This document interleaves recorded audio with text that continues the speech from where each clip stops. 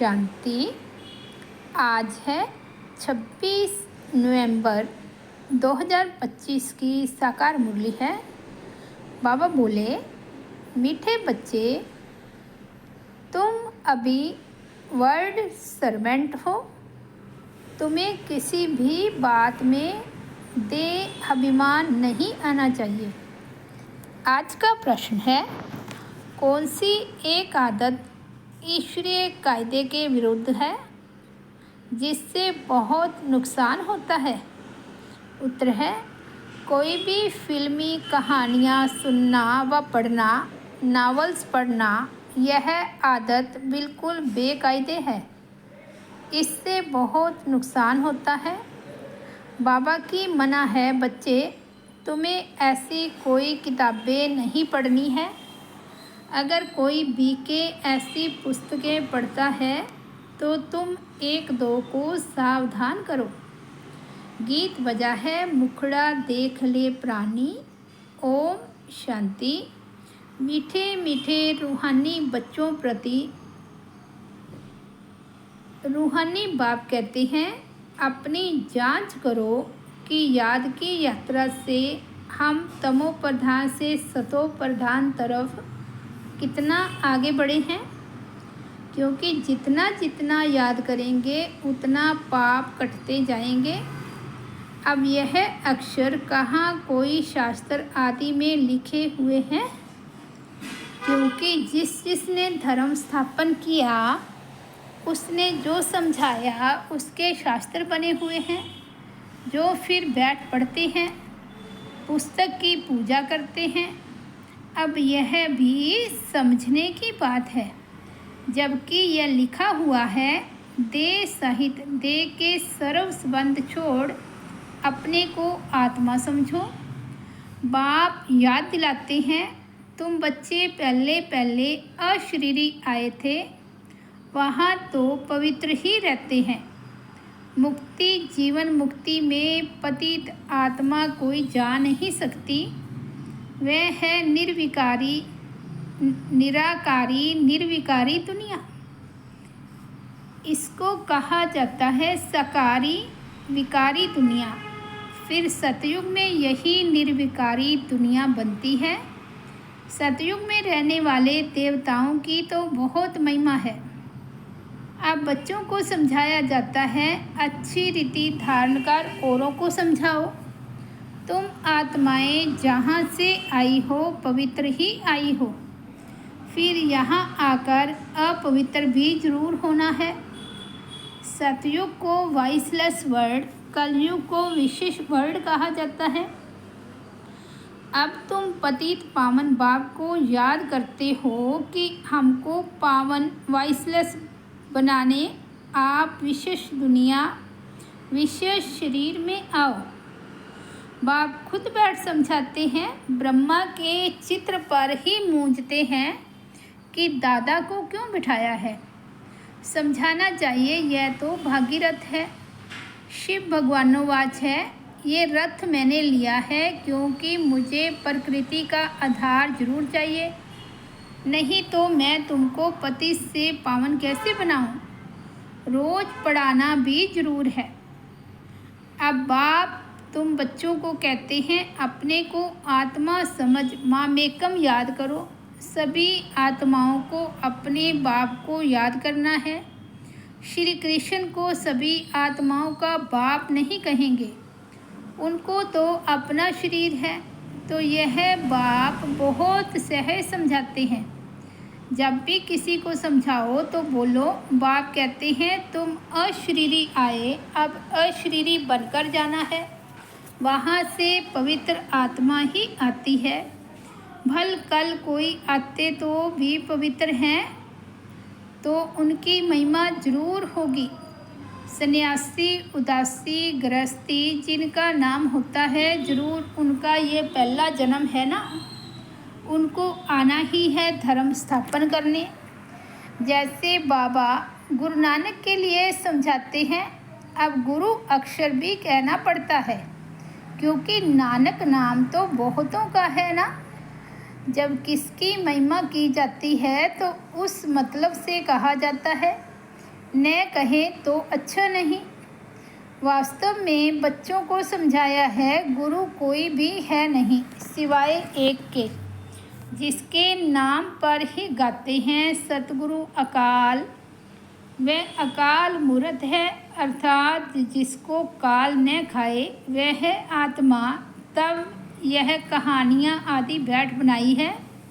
फिल्मी कहानियों की किताब, नावल्स आदि भी बहुत पढ़ते हैं।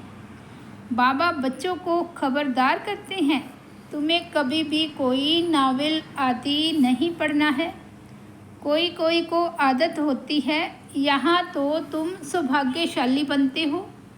कोई बीके भी नावल्स पढ़ते हैं, इसलिए बाबा सब बच्चों को कहते हैं, कभी भी किसको नावल पढ़ता देखो तो झट उठाकर फाड़ दो, इसमें डरना नहीं है। हमको कोई श्राप न देवे व गुस्से न हो, ऐसी कोई बात नहीं। तुम्हारा काम है एक दो को सावधान करना। फिल्म की कहानियाँ सुनना या पढ़ना बेकायदे हैं। बेकायदे कोई चलन है तो झट रिपोर्ट करनी चाहिए, नहीं तो सुधरेंगे कैसे? अपना नुकसान करते रहेंगे। खुद में ही योग बल नहीं होगा तो यहाँ क्या बैठ सिखलाएंगे? बाबा की मना है, अगर फिर ऐसा काम करेंगे तो अंदर दिल जरूर खाती रहेगी, अपना नुकसान होगा। इसलिए कोई में भी कोई अवगुण देखते हो तो लिखना चाहिए।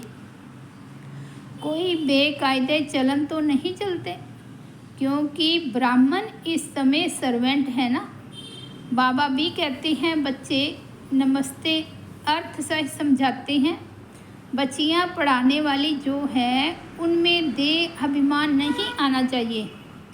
टीचर भी स्टूडेंट का सर्वेंट होता है ना। गवर्नर आदि भी चिट्ठी लिखते हैं, नीचे सही करेंगे, आई एम ओबीडेंट सर्वेंट। बिल्कुल सम्मुख नाम लिखेंगे, बाकी क्लर्क लिखेगा अपने हाथ से, कभी अपनी बड़ाई नहीं लिखेंगे। आजकल गुरु तो अपने आप को आपे ही श्री श्री लिख देते। यहाँ भी कोई ऐसे हैं, श्री फलाना लिख देते हैं। वास्तव में ऐसे भी लिखना नहीं चाहिए।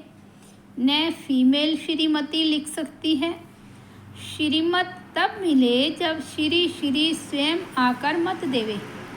तुम समझा सकते हो कि जरूर कोई की मत से यह देवता बने हैं ना। भारत में किसको भी यह पता नहीं कि यह इतना ऊंच विश्व के मालिक कैसे बने। तुमको तो यही नशा चढ़ना चाहिए। ये एम ऑब्जेक्ट का चित्र सदैव छाती से लगा होना चाहिए। किसको भी बताओ, हमको भगवान पढ़ाते हैं, जिससे हम विश्व का महाराजा बनते हैं। बाप आए हैं इस राज्य की स्थापना करने। इस पुरानी दुनिया का विनाश सामने खड़ा है। तुम छोटी छोटी बच्चियाँ तोतली भाषा में किसको भी समझा सकती हो। बड़े बड़े सम्मेलन आदि होते हैं, उनमें तुमको बुलाते हैं। ये चित्र तुम ले जाओ और बैठकर समझाओ। भारत में फिर से इनों का राज्य स्थापन हो रहा है। कहाँ भी भरी सभा में तुम समझा सकते हो। सारा दिन सर्विस का ही नशा रहना चाहिए। भारत में इनका राज्य स्थापन हो रहा है। बाबा हमको राजयोग सिखला रहे हैं। शिव भगवानोवाच, हे बच्चों, तुम अपने को आत्मा समझ मुझे याद करो तो तुम यह बन जाएंगे 21 पीढ़ी के लिए। दैवी गुण भी धारण करने हैं। अभी तो सबके आसरी गुण हैं। श्रेष्ठ बनाने वाला तो एक ही श्री श्री शिव बाबा है। वही ऊंचते ऊंच बाप हमको पढ़ाते हैं। शिव भगवानोवाच, मन मना भाव। भागीरथ तो मशहूर है। भागीरथ को ही ब्रह्मा कहा जाता है, जिसको महावीर भी कहते हैं। यहाँ दिलवाड़ा मंदिर में बैठे हुए हैं ना, जैनी आदि जो मंदिर बनाने वाले हैं, वह कोई भी जानते थोड़े ही हैं। तुम छोटी छोटी बच्चियाँ कोई से भी विजिट ले सकती हो। अभी तुम बहुत श्रेष्ठ बन रही हो। ये भारत की एम ऑब्जेक्ट है ना। कितना नशा चढ़ना चाहिए। यहाँ बाबा अच्छी रीति नशा चढ़ाते हैं। सब कहते हैं हम तो लक्ष्मी नारायण बनेंगे। राम सीता बनने के लिए कोई भी हाथ नहीं उठाते। अभी तो तुम हो अहिंसक क्षत्रिय। तुम अहिंसक क्षत्रियों को कोई भी नहीं जानते। यह तुम अभी समझते हो। गीता में भी अक्षर है मन मना भाव। अपने को आत्मा समझो। यह तो समझने की बात है ना। और कोई भी समझ नहीं सकते। बाप बैठ बच्चों को शिक्षा देते हैं, बच्चे आत्म अभिमानी बनो। यह आदत तुम्हारी फिर 21 जन्म के लिए चलती है। तुमको शिक्षा मिलती ही है 21 जन्मों के लिए। बाबा घड़ी घड़ी मूल बात समझाते हैं, अपने को आत्मा समझकर बैठो। परमात्मा बाप हम आत्माओं को बैठ समझाते हैं। तुम घड़ी घड़ी देह अभिमान में आ जाते हो, फिर घर बार आदि याद आ जाता है। ये होता है भक्ति मार्ग में भी। भक्ति करते करते बुद्धि और तरफ चली जाती है। एक टिक सिर्फ नोधा भक्ति वाले ही बैठ सकते हैं, जिसको तीव्र भक्ति कहा जाता है। एकदम लवलीन हो जाते हैं। तुम जैसे याद में बैठते हो तो कोई समय एकदम अशरीरी बन जाते हो। जो अच्छे बच्चे होंगे वही ऐसी अवस्था में बैठेंगे। देह का भान निकल जाएगा। अशरीरी हो उस मस्ती में बैठे रहेंगे। यह आदत पड़ जाएगी। सन्यासी है तत्वज्ञानी व ब्रह्मज्ञानी। वे कहते हैं हम लीन हो जाएंगे। ये पुराना शरीर छोड़ ब्रह्म तत्व में लीन हो जाएंगे। सबका अपना अपना धर्म है ना। कोई भी दूसरे धर्म को नहीं मानते हैं। आदि सनातन देवी देवता धर्म वाले भी तमो प्रधान बन गए हैं। गीता का भगवान कब आया था, गीता का युग कब था, कोई भी नहीं जानते। तुम जानते हो इस संगम युग पर ही बाप आकर राजयोग सिखलाते हैं। तमो प्रधान से सतो प्रधान बनाते हैं। भारत की ही बात है। अनेक धर्म भी थे जरूर। गायन है एक धर्म की स्थापना, अनेक धर्मों का विनाश। सतयुग में था एक धर्म, अभी कलयुग में है अनेक धर्म। फिर एक धर्म की स्थापना होती है। एक धर्म था अभी नहीं है, बाकी सब खड़े हैं। बढ़ के झाड़ का मिसाल भी बिल्कुल ठीक है। फाउंडेशन है नहीं, बाकी सारा झाड़ खड़ा है। वैसे इसमें भी देवी देवता धर्म है नहीं। आदि सनातन देवी देवता धर्म जो तना था वह अब प्राय लोप हो गया है। फिर से बाप स्थापना करते हैं। बाकी इतने सब धर्म तो पीछे आए हैं। फिर चक्कर को रिपीट जरूर करना है। अर्थात पुरानी दुनिया से फिर नई दुनिया होनी है। नई दुनिया में इनों का राज्य था। तुम्हारे पास बड़े चित्र भी हैं, छोटे भी हैं। बड़ी चीज़ होगी तो देखकर पूछेंगे ये क्या उठाया है। बोलो हमने वह चीज़ उठाई है जिससे मनुष्य बेगर टू प्रिंस बन जाए। दिल में बड़ा उमंग, बड़ी खुशी रहनी चाहिए। हम आत्माएं भगवान के बच्चे हैं। आत्माओं को भगवान पढ़ाते हैं। बाबा हमको नैनों पर बिठाए ले जाएंगे। इस छीछी दुनिया में तो हमको रहने का नहीं है। आगे चल त्राही त्राही करेंगे, बात मत पूछो। करोड़ों मनुष्य मरते हैं, यह तो तुम बच्चों की बुद्धि में है। हम इन आँखों से जो देखते हैं ये कुछ भी रहना नहीं है। यहाँ तो मनुष्य है कांटों मिसल। सतयुग है फूलों का बगीचा। फिर हमारे नयन ही ठंडे हो जाएंगे। बगीचे में जाने से नयन ठंडे शीतल हो जाते हैं ना। तो तुम अभी पद्मा पदम भाग्यशाली बन रहे हो। ब्राह्मण जो बनते हैं उनके पाँवों पाँव में पद्म है। तुम बच्चों को समझाना चाहिए, हम यह राज्य स्थापन कर रहे हैं, इसलिए बाबा ने बैच बनवाए हैं। सफ़ेद साड़ी पहनी हुई हो, बैच लगा हो, इससे स्वतः सेवा होती रहेगी। मनुष्य गाते हैं, आत्मा परमात्मा अलग रहे बहुकाल, परंतु बहुकाल का अर्थ कोई भी समझते नहीं है। तुमको बाप ने बताया है कि बहुकाल अर्थात 5000 वर्ष के बाद तुम बच्चे बाप से मिलते हो। तुम यह भी जानते हो कि इस सृष्टि में सबसे नामी ग्रामी है ये राधे कृष्ण। ये सतयुग के फर्स्ट प्रिंसेस हैं। कभी किसके ख्याल में भी नहीं आएगा कि यह कहाँ से आए। सतयुग के आगे जरूर कलयुग होगा। उन्होंने क्या कर्म किए जो विश्व के मालिक बने। भारतवासी कोई इन्हों को विश्व का मालिक नहीं समझते हैं। इनका जब राज्य था तो भारत में और कोई धर्म था नहीं। अभी तुम बच्चे जानते हो, बाप हमको राजयोग सिखा रहे हैं। हमारी एम ऑब्जेक्ट ये है। भले मंदिरों में उन्हों के चित्र आदि हैं, परंतु यह थोड़े ही समझते हैं कि इस समय यह स्थापना हो रही है। तुम्हारे में भी नंबरवार समझते हैं, कोई तो बिल्कुल ही भूल जाते हैं। चलन ऐसी होती है जैसे पहले थी। यहाँ समझते तो बहुत अच्छा है, यहाँ से बाहर निकले खलास।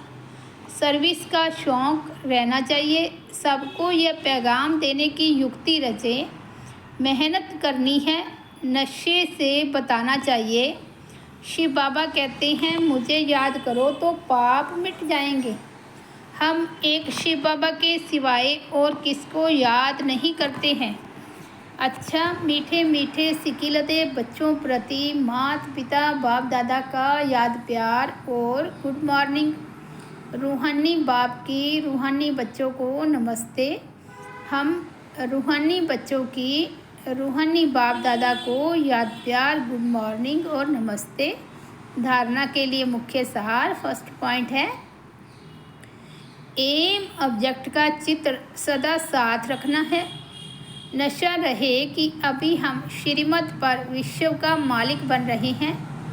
हम ऐसे फूलों के बगीचे में जाते हैं जहां हमारे नयन ही शीतल हो जाएंगे। सेकंड पॉइंट है, सर्विस का बहुत बहुत शौक़ रखना है। बड़े दिल व उमंग से बड़े बड़े चित्रों पर सर्विस करनी है। बैगर टू प्रिंस बनना है। आज का सतगुरु बाबा का वरदान है, कर्मों की गति को जान, गति सदगति का फैसला करने वाले मास्टर दुख हरता सुख करता भव। अभी तक अपने जीवन की कहानी देखने और सुनाने में बिजी नहीं रहो, बल्कि हर एक के कर्म की गति को जान, गति सदगति देने के फैसले करो। मास्टर दुख हरता सुख करता का पाठ बजाओ। अपनी रचना के दुख अशांति की समस्या को समाप्त करो। उन्हें महादान और वरदान दो। खुद फैसिलिटीज़ अर्थात सुविधाएं न लो, अब तो दाता बनकर दो। यदि सेल्वेशन के आधार पर स्वयं की उन्नति व सेवा में अल्पकाल के लिए सफलता प्राप्त हो भी जाए तो भी आज महान होंगे, कल महानता की प्यासी आत्मा बन जाएंगे। स्लोगन है, अनुभूति न होना युद्ध की स्टेज है, योगी बनो योद्धे नहीं।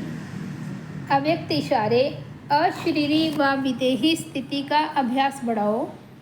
जैसे ब्रह्मा बाप अव्यक्त बन विदेही स्थिति द्वारा कर्मातीत बने, तो अव्यक्त ब्रह्मा की विशेष पालना के पात्र हो। इसलिए अव्यक्त पालना का रिस्पॉन्ड विदेही बनकर दो। सेवा और स्थिति का बैलेंस रखो। विदेही माना देह से न्यारा, स्वभाव संस्कार कमजोरियां सब देह के साथ हैं, और देश से न्यारा हो गया तो सबसे न्यारा हो गया। इसलिए यह ड्रिल बहुत सहयोग देगी। इसमें कंट्रोलिंग पावर चाहिए। अच्छा, ओम शांति। तो ये थे आज नवंबर 26 के बाबा के अनमोल महावाक्य। मुरली की हेडलाइन है, मीठे बच्चे तुम अभी वर्ल्ड सर्वेंट हो। तुम्हें किसी भी बात में देहाभिमान नहीं आना चाहिए। ओम शांति।